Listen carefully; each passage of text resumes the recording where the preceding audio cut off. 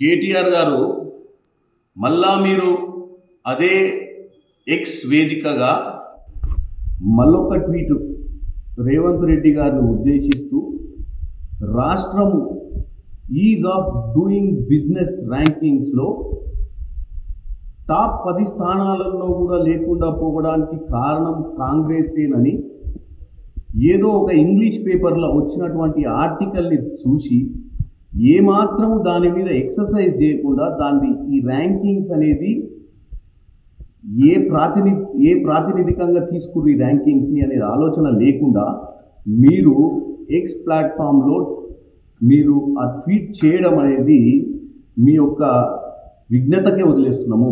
ఎందుకంటే గత 8 నెలలుగా కాంగ్రెస్ ప్రభుత్వాన్ని ఓర్వలేకుండా రోజు పొద్దున లేచి ఇంకా కాంగ్రెస్ పార్టీ అధికారంలో ఉంది, ఇంకా మేమే అధికారంలో ఉన్నాము అని కాంగ్రెస్ పార్టీ అధికారంలో ఉన్న విషయాన్ని జీర్ణించుకోలేక ఏదో ఒక ట్వీట్ పెట్టి ప్రజల్ని తప్పుదో పట్టియాలని చూస్తున్నట్టుగా కనపడుతుంది.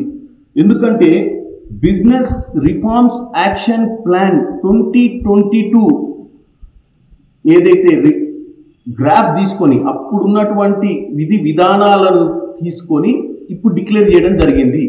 అంటే బీఆర్ఎస్ ప్రభుత్వం ఉన్నప్పుడు జరిగినటువంటి కార్యాచరణ ఈ రిఫార్మ్స్ని ఏదైతే 2022 రిఫార్మ్స్ని తీసుకొని ఇప్పుడున్నటువంటి ఈ ఆర్టికల్ రావడం జరిగింది.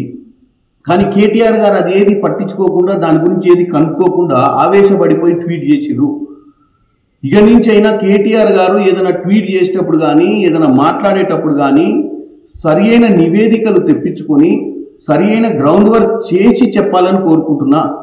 10 ఏళ్ళు ప్రభుత్వంలో ఉన్న మీకు బాధ్యత ఉంది. ఏదైనా మాట్లాడేటప్పుడు ఏది వాస్తవం ఏది అవాస్తవం అని చెప్పాల్సిన అవసరం ఉంది. ఇట్లా తప్పుడు ప్రచారం చేస్తూ మీ హయాంలో తీసుకున్నటువంటి రిఫార్మ్స్ని బేస్ చేసుకొని ఇచ్చినటువంటి ర్యాంకింగ్స్ని ఈ ప్రభుత్వ తప్పిదంగా చూపించడం చాలా తప్పని తెలియజేస్తున్నారు.